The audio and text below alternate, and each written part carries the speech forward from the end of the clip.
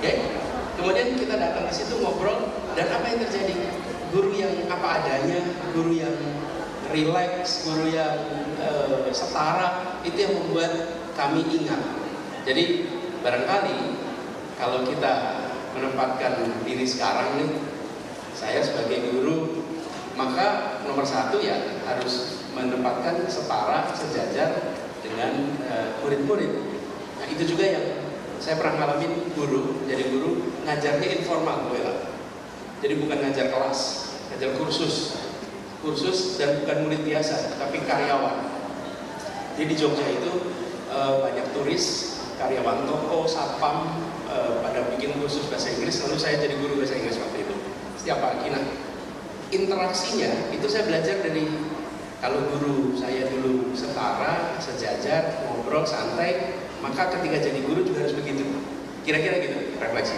Banyak nih Mas Anies di sini penggerak pendidikan, komunitas dan organisasi yang fokusnya mengajar bahasa Inggris. Nanti mungkin bisa dapat pengalamannya Mas Anies juga. Oh, ada pengalaman unik tuh. Apa tuh? Saya ngajarkan satpam, karyawan toko, terus mereka tanya, ada yang tanya gini, Mas, bahasa Inggrisnya unyeng-unyeng itu apa Mas? Coba kita tanya. Mungkin di sini ada yang tahu Bahasa Inggrisnya unyeng-unyeng. Itu pertanyaan itu tahun 91, dan sampai sekarang saya nggak lupa dengan pertanyaan itu. Kenapa ya? Waktu itu juga, apa ya? Circle head gitu. Tapi suasana belajar yang relax, yang menyenangkan, itu yang kemudian membuat yang mau belajar semangat, yang punya tugas ngajarin juga semangat. Jadi suasananya yang terbangun. Dan sambil jalan ya Pak, saya merasa guru itu sesungguhnya memang mimpin di kelas, bukan ngajar. Dia sebenarnya memimpin, dan memimpin itu kan paling mudah bila anak-anaknya mau ikut dia. Ini refleksi ini ketika saya tugas Indonesia mengajar, selalu saya sampaikan kepada anak-anak yang mau pada berangkat, ingat ya, kalian di sana itu bukan jadi guru. Dari pengalaman saya, kalian itu sebetulnya jadi pemimpin di kelas itu. Anak SD itu jujur betul. Kalau Anda membosankan, Anda ditinggalkan. Lain kalau ngobrol di sini nih, membosankan, dilihatin, juga siang berundang jauh-jauh gitu kan, langsung nggak dilihatin gitu. Tapi coba anak SD, kita ngajar, membosankan ditinggal, tapi bila menyenangkan dia ikut. Nah, bila kita bisa melihat ini sebagai interaksi leaders and follower, maka menjadi leader adalah juga menjadi follower. Menjadi follower adalah juga menjadi leader. Jadi ketika bicara semua guru, semua murid, itu satu paket, seperti juga leadership and followership.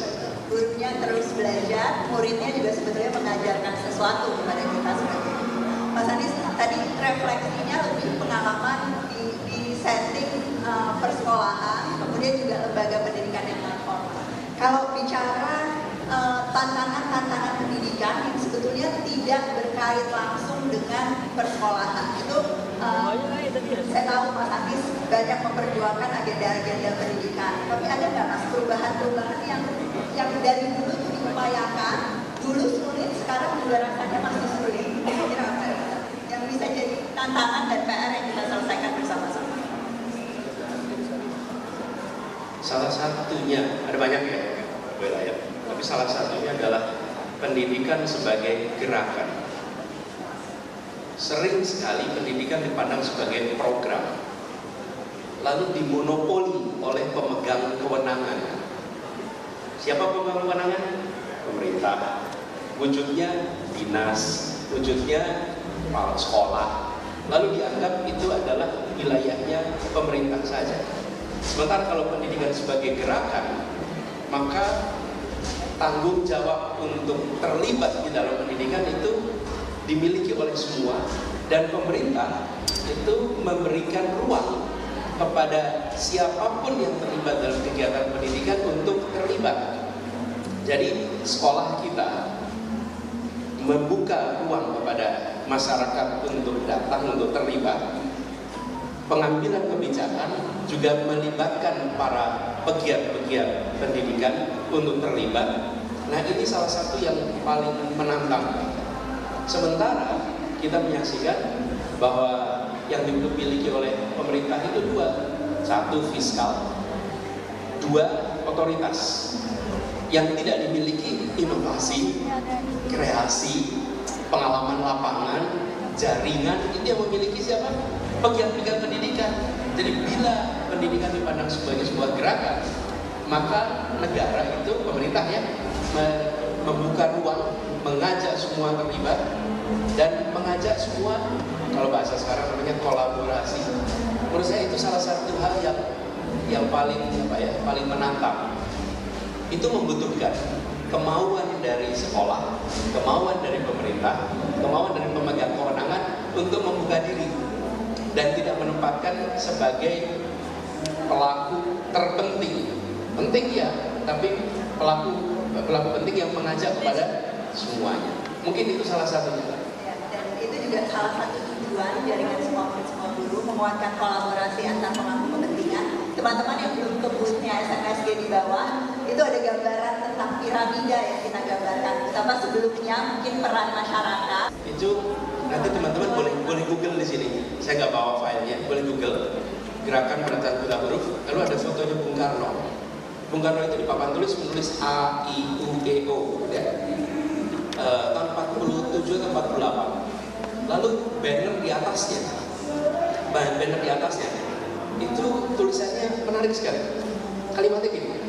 Kan biasanya kalau pemerintah bikin acara kan dengan semangat ini maka lakukan ini gitu kan kira-kira. Programnya ini enggak. Kalimatnya gini. Bantu kami berantas buta huruf. Kata pertamanya apa? Bantu. Jadi negara itu bilang bantu kami. Hari ini negara saya bilang Anda diam saja. Kami aja mengerjakan semuanya. Anda bayar pajak, Anda nyoblos kalau pemilu, tapi nggak usah terlibat. Yang ini harus diubah. Bantu kami terlibat dan kemudian muncul gerakan untuk pendidikan. Ruangnya itu buka. Terima kasih Mas Adi. Saya punya catatan teman-teman. Sebetulnya untuk semua menteri yang akan hadir juga nanti di sesi-sesi berikutnya di Belajar Raya, tapi juga untuk mantan-mantan Menteri Agama maupun Mendikbud. Tapi karena yang sedang sama saya sekarang Mas Anies, kami punya catatan Mas Anies. Terima kasih atas banyak sekali legasinya pada saat menjabat sebagai Mendikbud, menginisiasi gerakan sekolah tanpa kekerasan secara masif, mulai dari perubahan paradigma ada kebijakan pencegahan dan penanggulangan kekerasan di sekolah, sistem. Kita ngobrol tentang pesta pendidikan waktu itu. Kan spiritnya juga itu. Di luar sana begitu banyak aktivis pendidikan dengan segala macam terobosan. Kenapa pemerintah tidak membuka pintu dan mengajak mereka terlibat? Jadi pada waktu itu apa yang disebut tadi sebagai terobosan dan lain-lain itu sebenarnya adalah hasil dari kolaborasi dengan teman-teman pegiat pendidikan yang berada di luar. Yang tanda tangan harus menteri, namanya juga surat keputusan. Tapi sesungguhnya ide gagasan bukan dari internal. Justru ini terjadi karena ada kolaborasi dan boleh teman-teman bantuin juga waktu itu. Terima kasih Mas Adi. Terakhir Mas Adi, harapan pesan yang ingin Mas Adi sampaikan untuk pegiat pendidikan yang ada di sini. Ada juga yang nonton online Mas Adi, bahkan ada yang nonton dari bawah karena ruangannya nggak cukup, ada di ruangan bawah. Halo teman-teman yang di bawah. Nah, apa yang kira-kira akan terus menyalakan api semangat untuk terus bergerak di pendidikan, karena banyak teman-teman di sini juga yang bilangnya kadang kesepian Mas Adi, karena ternyata jadi inovator di bidang pendidikan itu rasanya seringkali sendirian ya teman-teman, rasanya seringkali jalannya itu panjang, maraton yang tak berkesudahan dan seterusnya. Ada pesan-pesan khusus Mas Adi? Ya, kita semua peduli pada pendidikan yang di sini. Dan saya rasa setiap orang tua juga peduli pada pendidikan. Karena itu tempatkan setiap kita sebagai guru. Baik guru.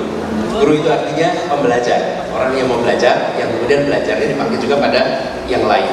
Nah, kami berharap guru-guru termasuk para pegiat itu menjadi pribadi yang menginspirasi, selalu mencari kebaruan, selalu menghadirkan sesuatu yang memancing pertanyaan, yang memancing rasa ingin tahu. Jadi posisi pendidik, posisi guru Ini menurut saya yang harus kita dorong lebih jauh lagi. Dan kalau kita ingin Indonesia maju, ya pendidikannya harus maju. Dan itu artinya gurunya harus maju. Dan termasuk gurunya juga harus tenang. Tenang itu apa? Ya pendapatannya cukup. Kan kalau nggak cukup ya nggak bisa tenang juga hidupnya. Ya. Dan itu menghormati guru itu kita harus lakukan, bukan hanya dari aspek pekerjaan, tapi keseharian. Bella mungkin ingat tuh, kita dulu bikin program Dikbud dengan Garuda, ada tempat check-in khusus untuk guru, sehingga guru tidak perlu antri. Bahkan kemudian di bengkel-bengkel guru datang tidak perlu antri. Penghormatan kepada guru itu harus kita kembalikan menjadi kebiasaan di masyarakat, yang nanti guru juga secara sebaliknya dia akan punya tanggung jawab. Kami contoh di Jakarta itu kalau guru maka dia bebas PBB di Jakarta, dia nggak bayar pajak bumi dan bangunan. Apa ya? Kenapa? Karena kehadiran dia di situ sudah ikut memberikan kontribusi dia bukan dalam bentuk bayar pajak, kontribusinya dalam bentuk mendidik, menginspirasi, mencerahkan. Nah, guru inilah menurut saya yang sekarang harus kita kedepankan di Indonesia, bahwa guru adalah hulu dari kemajuan kita.